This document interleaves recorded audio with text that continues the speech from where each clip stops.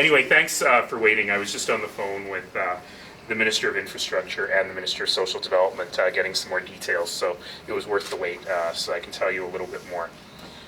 By and large, in terms of what the cities in Canada are looking for, this is largely a good news budget. We are seeing a number of commitments on infrastructure that we've heard in the past but have actually made it into the budget. What's going to be very important is for the cities, and particularly for Calgary, to be able to work with the provinces. A lot of this are bilateral agreements, and as you know, there's been some misunderstandings or controversies about these bilateral agreements in the past in terms of how much has to go directly to municipalities. So we're looking forward to working with the Government of Alberta under our City Charter collaboration tables. This is another way in which the Charter is helpful to be able to develop these our input into these bilateral agreements to make sure the municipality gets the funds that it requires. The big headline for me is this is truly a historic commitment to housing across the country. We are very, very, very pleased to see $11.2 billion over 11 years to help solve the issues of housing across the nation. This really is a very historic commitment from a federal government, and I'm pleased that the federal government has made the choice to do this.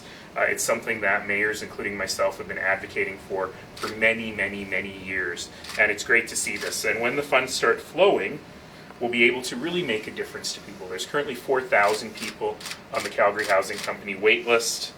There are about 19,000 households in Calgary that are living in substandard housing right now. And this is really an opportunity for us to address this once and for all. So we're happy that there's $3.2 billion over the 11 years to the provinces through these bilateral partnerships. We'll work on those with the province. $5 billion for the new National Housing Fund directly to CMHC, which helps us with some complicated issues that we have around expiring current housing operating agreements. It's a problem that we've raised with the government for the last several years, and it seems that they're willing to put in at least a tentative fix while we get better programs, and that's a good thing. And $2.1 billion for homelessness, which is also great. Other good news on transit. On the one hand, we did see the loss of the tax credit for people who are buying monthly bus passes. It'll be a shame to see that go.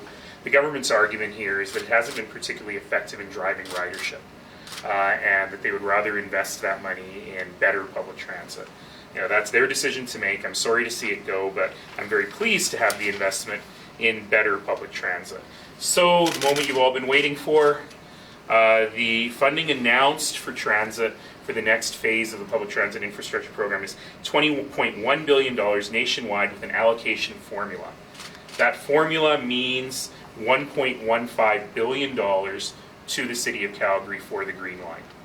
And I have commitments as recently as today from the federal government that they will also fund their additional $400 or $450 million that they promised for the Green Line. So this is very, very good news. It means that we actually have in a budget document the beginning of the commitment that was made during the last federal election by the Conservatives and the Liberals, and I'm very happy to see this go. This means we'll be able to move forward on the Green Line, and it also means that it will be very, very important for us to sit down with the Government of Alberta to get their 1/3 in place as well.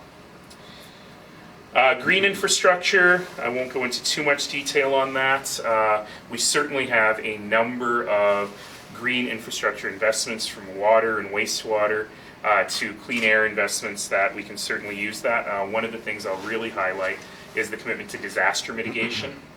That is $445 million over 4 years, and we will work with the province to ensure that we continue to use whatever funding we can get in order to build upstream resilience on our rivers. Finally, actually two more quick things. In trade and transportation, I understand that the Airport Trail project that we've talked about over the last week or two will be eligible under that bucket, but as I mentioned earlier, for a federal budget, Airport Trail is several layers down, so it'll take us a couple of weeks to figure out what that looks like, but it should allow us to move forward on that budget relatively easily. And just a small thing for me, one thing that I've been advocating for is a small set aside within the infrastructure money for specifically for social infrastructure purposes, for recreation, amateur recreation facilities, for cultural facilities and so on. And I was very happy to see that they did take my advice. I'm just going to say it was my advice.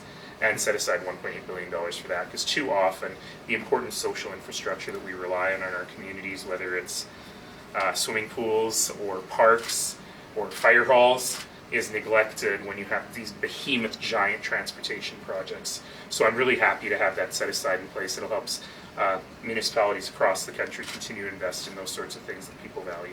So with that, I'm happy to take questions. Getting back to the Green Line, the fact that the federal government has come through with money, what does this mean in terms of getting shovels in the ground with the province still not on board? Well, you know, as I've said before, the province certainly gave us money for early works, which we were able to announce last year, which allowed us to keep working, you know, allowed us to blow past the deadlines last fall that we needed to determine whether the project was viable. The province is now saying, listen, the city is making a bunch of decisions around alignment that have a real impact on the overall budget. So it's fair for them to say, listen, finish your work, give us a final budget, and then we'll talk about our 1/3. And I hope that we'll be able to do that with them this summer. Is that money all coming at once, or is it over time? The federal money? Yes. We think it's over 11 years, which is a little bit longer than I would like, because we do need to figure out what the financing of that looks like and who's going to pay the interest payments on that money. And that is a non-trivial question. That's many, many, many millions of dollars.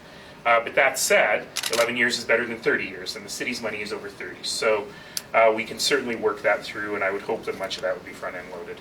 What's the flood mitigation for? Is it specifically for upstream reservoirs? Well, you know, it's disaster mitigation work, and I should imagine that Calgary has a better claim on national disaster mitigation work than just about anybody else. In terms of transit, we've now just lost, I guess, our last incentive in terms of the transit pass tax credit. Is the city going to look at offering incentives when you have a funding shortage already to try and address? I think if you were to ask the federal government, they would say that the causal relationship between the tax credit and the incentive for more people to ride was very weak. In short, people were getting the credit who were already buying passes. There's nothing wrong with putting more money into people's pockets and helping people who are making the right choices. That said, we know the number one driver of people taking transit is that transit is convenient and reliable. And we will invest in making sure that transit is convenient and reliable. And for those who cannot afford transit, you know, a week from now, I'm so happy that a week from now we'll have the sliding scale in place so that people who are low income will not be stopped by an inability to pay from being able to take transit and participate in their community. Will you encourage transit maybe to look at some incentives in terms of those, like say monthly passes like other communities are doing? We've got a very big set of plans in terms of addressing the transit shortfall, both on the service side and on encouraging people to ride, and we'll be announcing those over the next weeks and months. What impact is the money for homelessness and affordable housing? What will that have on the 10-year plan to end homelessness? Well, you know, we are in, I believe, year 8 now of the 10-year plan, and we're getting to the short straws here. And one of the things that we've really seen is that for these housing first strategies to work, this is going to sound like a silly thing to say, but for these housing strategies to work, you have to have housing for people to go to. And because we've had basically a moratorium on new funding for building new housing from both the federal and provincial government for some years now, it's made it very difficult to meet those goals. The good news is we should be able to move forward very quickly because we've got a number of projects that are more or less shovel ready. Affordable housing projects tend to be smaller. We tend to be able to get them in the ground quite quickly. So the goal is that as soon as that money starts flowing, we will flow it through to the nonprofit housing providers and to the Calgary housing companies and get stuff built. And that's really the key. We got to get more stuff built. Does Calgary get a share of that, or is it project dependent? You bid for it? It's not entirely clear how that's going to work yet, particularly given the bilateral relationship agreements with the province. But what was really interesting about the announcement is they very specifically said in the budget, and federal governments very rarely do this, they set aside a portion, $5 billion if memory serves, for municipalities. It has to go to municipalities. And it's actually amazing that they did that, and it's great that they did that because that'll allow us to cut through a bunch of red tape with the province and start flowing. Now, I don't know if it's going to be population-based or need-based. Do we know that yet? Folks, hello? On the housing piece, do we know if it's formula-based or project-based yet? We don't know. We don't know yet. So, we don't know yet. But we'll be willing to compete project to project if we have to. The smartest thing would be to do an allocation not based on population, but based on housing need. It's fair to say you're probably not pleased to have 4,000 people waiting. You know, the thing about that waiting list is it never goes up and it never goes down. You know, it remains. And the fact is, in a city, even in an economic downturn, we remain a pretty prosperous place. And to have people forced to live in substandard housing, who are people with disabilities or seniors or newcomers, we got to do better. And part of doing better is really to make sure that we've got the housing stock for people to move to. You know, when you think, you know, people think affordable housing is just for homelessness. The vast majority of people in affordable housing are working people who just have difficulty entering into the rental market or the ownership market. And so we got to be able to do this to clear up. You've heard me say this many times. We need release valves at every point in the housing spectrum. We need programs like Attainable Homes to help people move from rental housing into home ownership. We need that frees up rental homes for people who can afford market rental. That means that if you have decent supply of market rental homes, fewer people will be seeking subsidized accommodation. If they're not seeking subsidized accommodation, then you have the ability to have people move out of homelessness. But all of that needs supply. And that's the most important part, is to get the supply right. Oh, and to legalize secondary suites. There's some money being put forward into a program for like business-led initiatives, something called super clusters, just to help with innovation, kind of green technology. What does that mean for Calgary as it's trying to kind of become a hub and have different types of businesses on I don't yet have the details on how that's going to work, but the fact that the federal government understands the need to build these clusters across the country, particularly in our big cities, and the importance of innovation as we reinvent our economy, that's more important in Alberta than anywhere else. It's more important in Calgary than anywhere else in Alberta. So we're really, really happy to partner with the federal government on taking advantage of the state of the world today and making sure that we here in Calgary can continue to attract big brains and big ideas and big money to invest in that area. Generally speaking, how do you feel about today's budget from the perspective of the interactions you've had with federal counterparts over the last 12 months, and what does today's budget say about those interactions you've had? Yeah, thank you for that question.